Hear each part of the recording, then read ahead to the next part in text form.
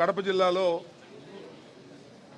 పులివెందుల ఒంటిమిట్ట ఈ రెండు జడ్పీటీసీ ఎన్నికలు పోలింగ్ 7 గంటలకు ప్రారంభమైంది.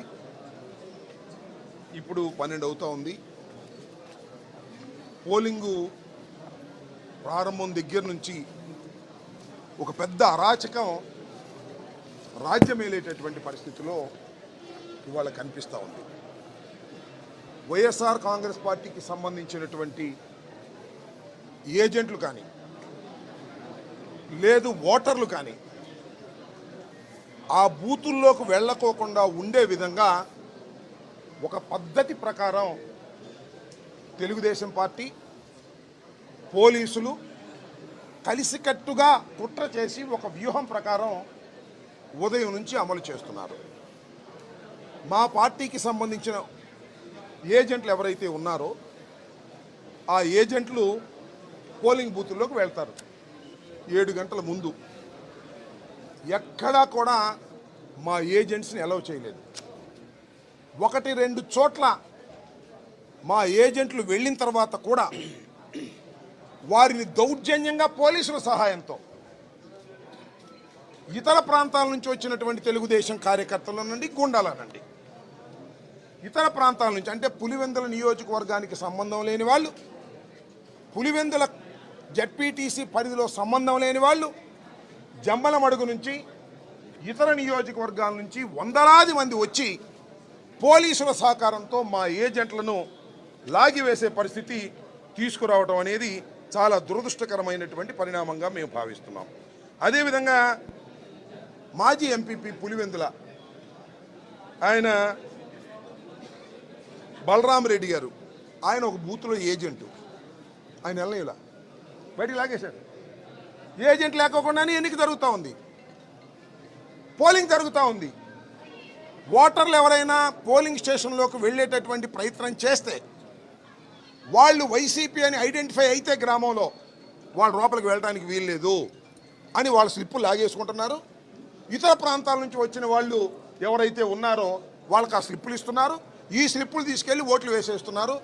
ఓట్లు వేసేయటం సాధ్యం అంటే ఎలక్షన్ కమిషన్ వారు అక్కడ ఉన్నటువంటి వారు ఎలవ్ చేస్తున్నారు. దురదృష్టకరంగా ఈ పరిణామం జరుగుతూ ఉంది. అంతేకాదు, అవినాష్ రెడ్డి గారిని అరెస్ట్ చేశారు.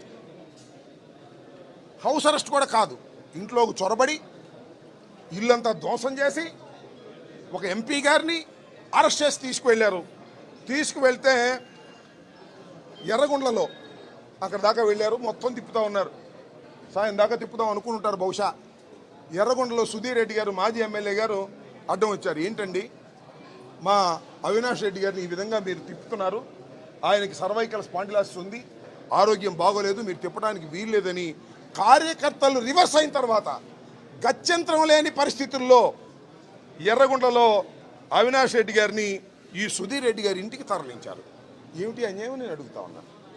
ప్రజలు తిరగబడ్డారు. అక్కడ ఎక్కడైతే అవినాష్ రెడ్డి గారిని పులివెందుల్లో అరెస్ట్ చేసి మొత్తం తీసుకెళ్లి మొత్తం తిప్పాలని ప్రయత్నం చేస్తున్నారో ఎందుకు అరెస్ట్ చేశారు? ఇక్కడుండి ఎక్కడైతే అన్యాయం జరుగుతుందో ఆ అన్యాయాల గురించి మాట్లాడతాడనేటువంటి ఉద్దేశంతో ఈయన్ని అరెస్ట్ చేశారు.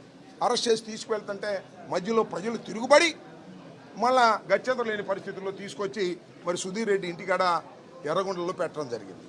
ఇంకా సతీష్ రెడ్డి గారు ఆయన అరెస్ట్ చేశారు. ఇంట్లోనే కూర్చోబెట్టేటటువంటి కార్యక్రమం చేస్తున్నారు. ఎక్కడ చూసినా ఇలాంటి దౌర్జన్యం. ఇంకొక పెద్ద విచిత్రమైన విషయం మీకు చెప్తాను. మా క్యాండిడేట్ ఉన్నాడు కదా హేమంత్ రెడ్డి గారు, ఆయన జడ్పీటీసీ అభ్యర్థిగా పోటీ చేస్తున్న వ్యక్తి. తండ్రి గారు చనిపోతే ఆయన్ని పోటీ పెట్టాం మేము.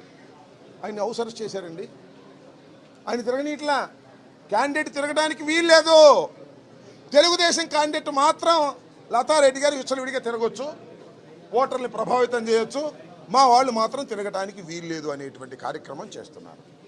చివరికి అదొకసారి చూపించాయా ఆ కాళ్ళు పట్టుకున్నటువంటి ఇది ఎంత దౌర్భాగ్యం అంటే ఓటర్లు వెళ్ళి ఓటు వేయడానికి ప్రయత్నం చేస్తే, నేను చెప్తాను, ఓటు వేయడానికి ప్రయత్నం చేస్తే మీరు ఓటు వేయడానికి లేదు పోలీసులు అడ్డం పడ్డారు. అడ్డం పడితే ఒక ఓటరు వెళ్ళి ఇది ఎక్కడ నల్లగొండ్లపల్లి వెళ్ళి